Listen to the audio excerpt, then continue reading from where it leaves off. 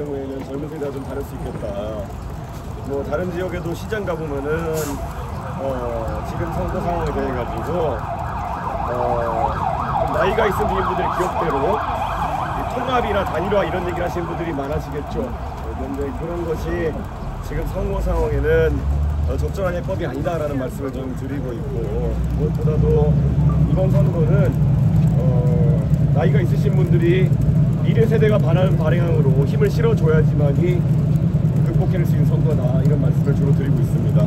특히 대구 지역의 장년층 이상의 민심이 변하는 것이 이번 선거에서 관전 포인트다 이렇게 생각하고 있습니다. 대통령을 좋아하는 거는 그 당시 전후 아시아 지도자들 중에서 뭔가 해외 원조나 이런 걸 받았을 때 본인이 착복하지 않고 대한민국의 국가 발전을 위해서 대부분의 비용을 쓴 거의 유일한 지도자이기 때문에 그런 부분을 감사하게 생각하는 것이고, 저는 오히려 이재명 대표나 이런 분들이 최근에 경제정책이랍시고 내놓는 걸 보면은 그분들이 시대에 맞지 않게 오히려 박정희주의에 경도돼 있다, 이런 생각을 하고 있습니다. 예를 들어 AI에 관해서 해법을 내놓는 과정에서 뭐 몇백조 투자 계획 이런 걸 얘기한다든지, 아니면은 뭐 어떻게 본인이 이야기하는 기본소득이나 아니면은 복지에 대한 부분을 재원 마련하겠느냐 물어보면은 좀 택도 없는 이야기들, 뭐 국가 주도의 기업 양성을 통해 가지고 그 기업의 지분을 30%를 득해 가지고 그걸로 배당금으로 복지를 하겠다는 취지의 이야기를 한다든지, 이런 거는 아마 이재명 대표도 이미 64년생이니까 진보 진영에 속해 있지만은 경제가 발전하면 무조건 박정희 모델밖에 없다는 약간 그런 마인드에 사로잡힌 게 아닌가, 이런 생각을 하고 있습니다. 그래서 오히려 이재명 후보가 이야기하는 그 박정희주의라고 하는 것은 지금 빅테크나 아니면 대한민국이 과학기술 패권 경쟁에 돌입해야 되는데 그런 박정희주의와 관료주도 경제정책이 결합된 형태의 비전을 내세워가지고는 이 위기를 극복하기 어렵다, 이런 생각을 하고 있습니다. 그래서 오히려 저는 이재명 후보와 같은 사람들에게 제발 그런 진보 진영이 갖고 있는 박정희 대통령에 대한 컴플렉스 이런 것을 극복하고 새로운 박정희주의를 좀 주장할 것이 아니라 이 시대에 맞는 좀 미래지향적인 경제정책을 냈으면 좋겠다, 그런 생각입니다. 민주화운동 시위가 있었을 때 저는 직접 홍콩에 가서 그 홍콩 민주화운동에 참여한 사람들을 응원하기 위해서 제 사비를 들여가가지고 시위대에 곁에 서서 옵저버로 있었습니다. 그래서 경찰이 그들을 시위대를 구타하거나 아니면 잡으려고 할 때 저는 가서 저는 한국의 정치인임을 밝혔고 제가 이런 내용을 녹화해가지고 인터넷에 올릴 수도 있다라고 경고하면서 홍콩의 시민들을 지키려고 했었습니다. 그게 어쩌면 민주당에서 지금까지 계속 이야기해왔던, 예를 들어 광주 민주화운동에서 우리의 민주주의가 위기에 빠졌을 때 택시 운전사 같은 영화에서 보여진 것처럼 그 광주의 시민들의 손을 잡아준 사람들처럼 우리가 중국의 그런 반민주적인 행태에 있어서 홍콩 시민들의 손을 잡아줄 수 있는 그런 기회였을 겁니다.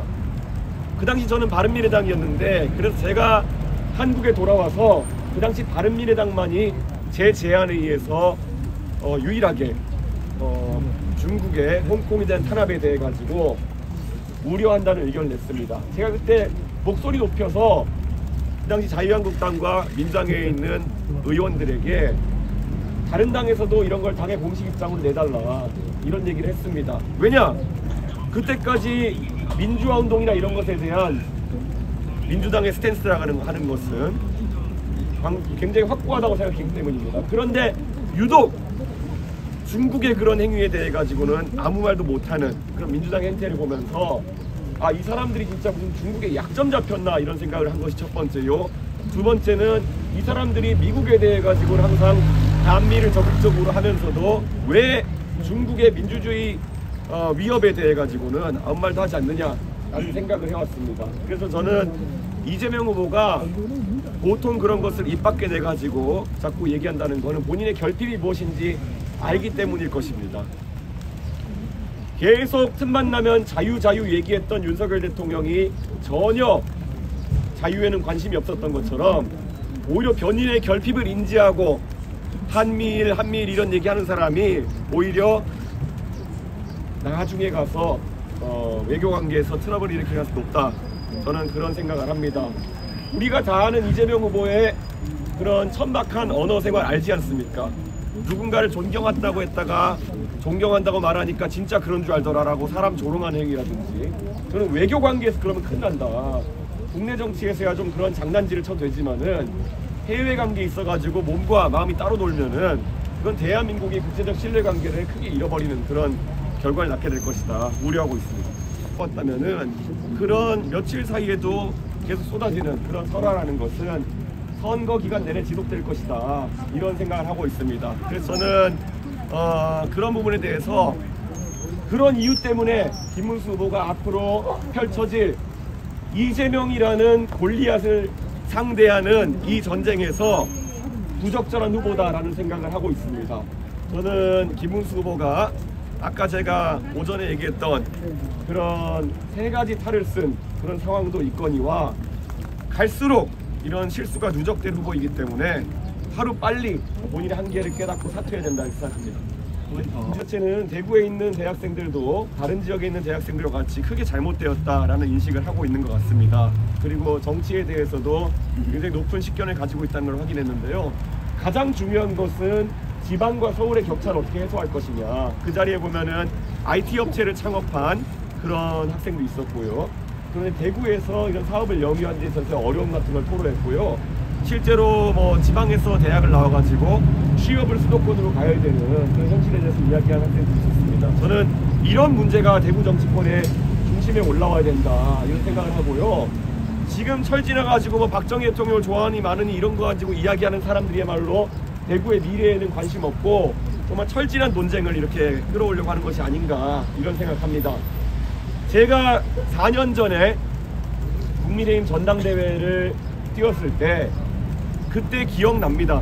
그때 저를 상대했던 나경원 후보 같은 경우에는 나오셔가지고 대구 경북 신공항을 박정희 공항으로 이름 짓겠다, 이런 것들을 공약으로 내세우면서 박정희 향수만으로 선거를 치르려고 했는데, 저는 그런 것들을 단호히 거부하고 대구의 미래나 일자리 문제 이런 것들을 다뤘고, 그 당시에 대구 경북의 시도민들이 저를 선택해서 그 당시 국민의힘 당대표가 될 수 있었습니다.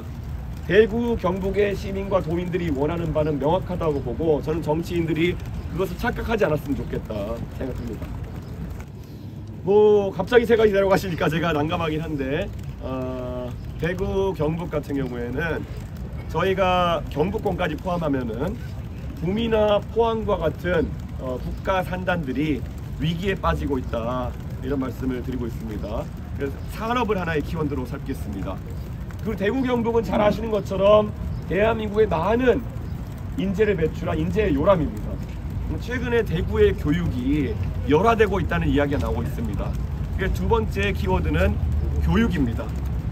그 세 번째 키워드를 내세우고 싶은 것이 있다면은, 저는 대구에도 정말 젊고 아이디어가 넘치는 젊은 세대가 많은데, 이 대구 지역의 문화의 특성상 이들이 사업적으로나 아니면은 정치나 여러 면에서 치고 나가는 것이 어려운 현실입니다. 그래서 제가 한번 대구 경북에서의 압도적 세대 교체를 한번 이끌어 나가 보려고 합니다. 그래서 산업 진흥시키겠다, 그리고 교육 다시 한번 키워보겠다, 세대 교체 한번 이뤄보겠다, 이 세 가지 얘기를 하겠습니다.